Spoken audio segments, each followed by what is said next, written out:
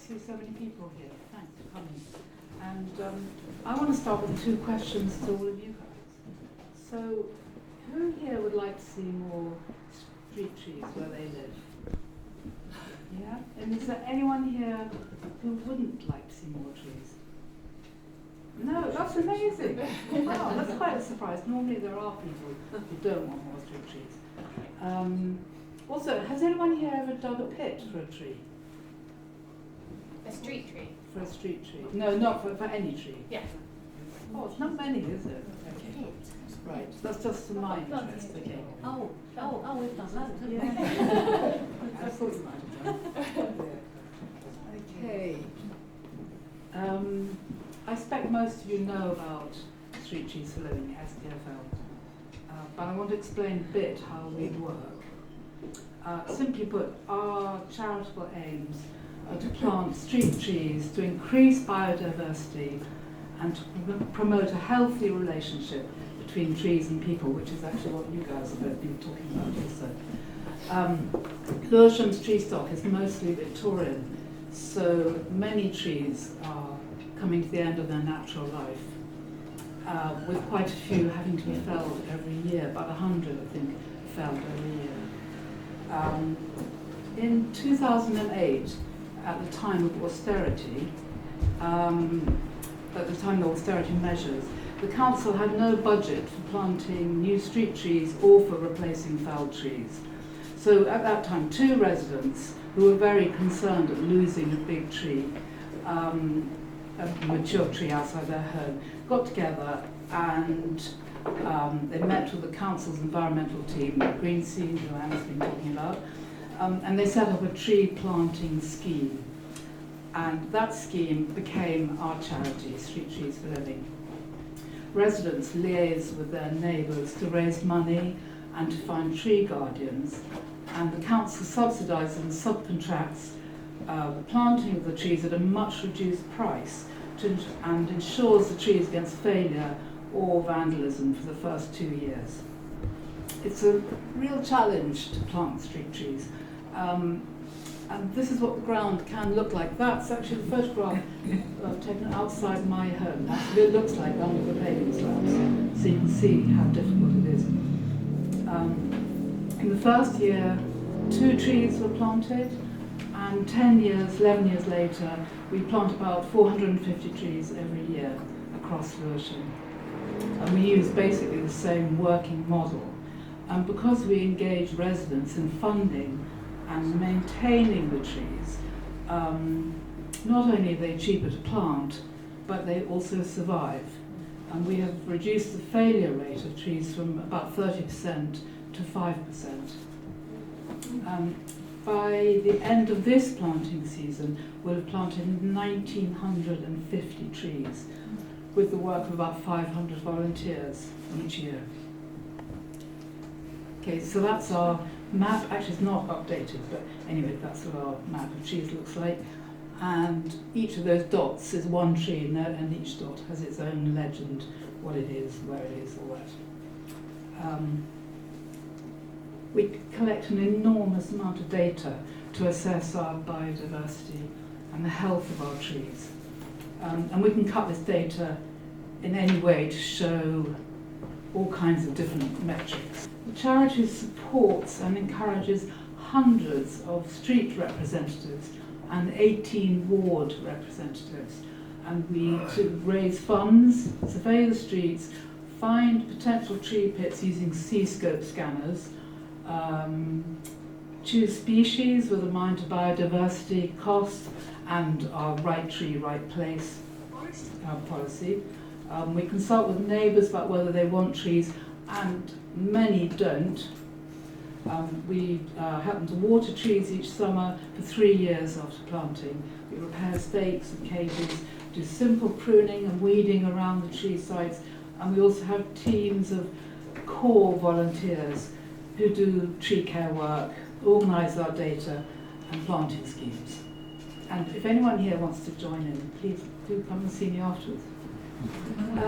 Volunteers carry out a yearly audit of all our street trees and fix labels with tree species, sponsors' names, all of that. And from our audit, we gather a great deal of data. We know which trees to replace and which are struggling. And community involvement in funding and maintenance and our policy of right tree, right place leads to a very high survival rate of 96%.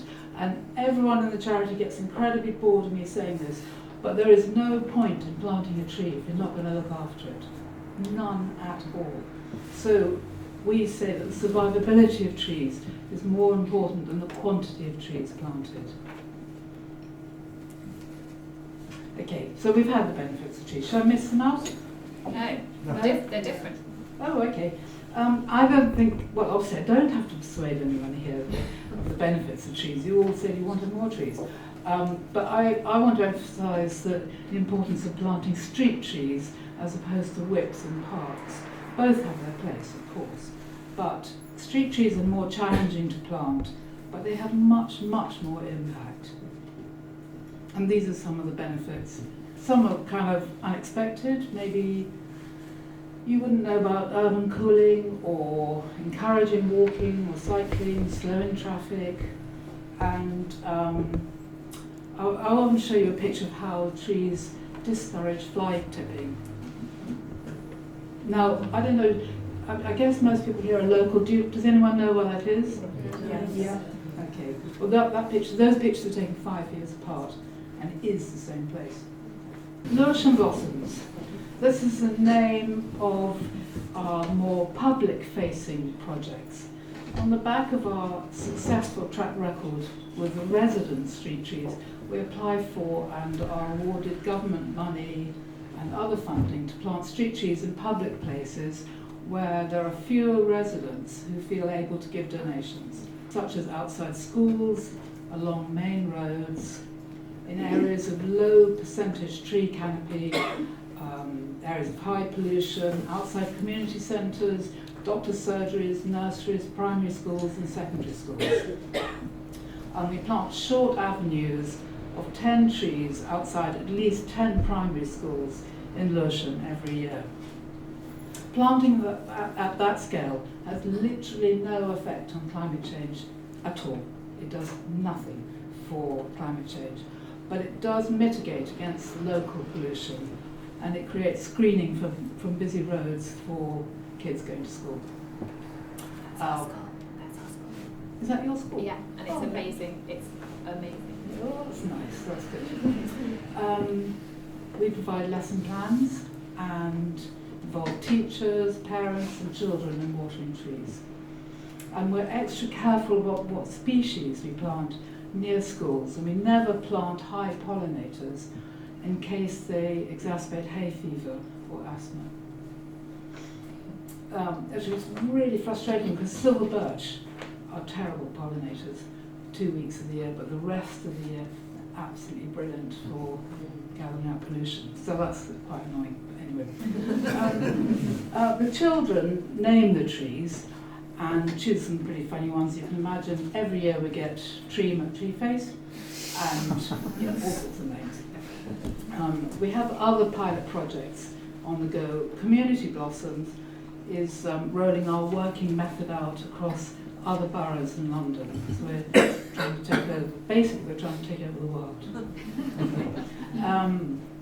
And we've got something else called Grow Back Together, which is a partnership between Green Talk, which is an eco-tech company run by Paul Wood in your film, and Green Scene, London, Lewisham, to find and fill empty tree pits across the borough. We can't plant on TfL roads, on red routes, but we're trying to work with them to plant in streets adjacent to the South Circular Road, where pollution is really bad. Oh, look, a picture of me.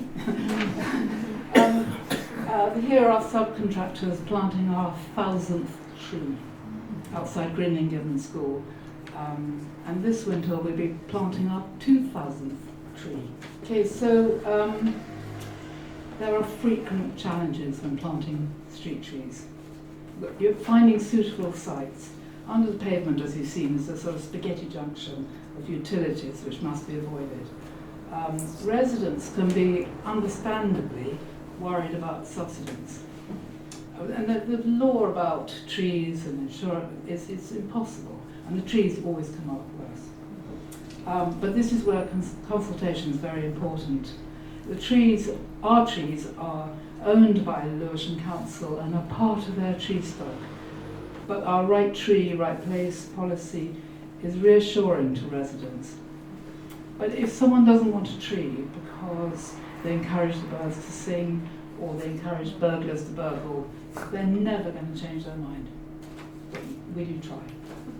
Biodiversity can be a problem, and many people like to see cherry trees or silver birch, but too many of our trees are from the rosacea family, which includes cherries, crabapples, hawthorn, amelanchier, sorbus, which are all the small species that people want to plant because they're cheaper and good as street trees. But we can't plant too many because if what you get a disease, and they all get the disease and they all die. So we're actively encouraging people to choose more diverse species outside schools and their homes. Sponsors also worry about vehicle damage and vandalism, but we only have about one tree a year get run over. And sometimes vandals slash a whole road's worth of labels, but that doesn't damage the trees, there is a pain. But surprisingly, over the last few years, and due to many different factors, including the pandemic and local authorities declaring climate emergency, we found that political will, funding and community volunteering are much easier to tap into, and we are growing exponentially. But of course, if anyone, as I've said already, if anyone wants to join us, please do so. And actually the last slide I've included, because it makes me laugh. I've spent, as a volunteer, I've spent hours and hours, days, weeks, months, surveying and scanning the streets to find places to plant trees. And I think we should plant more trees like this.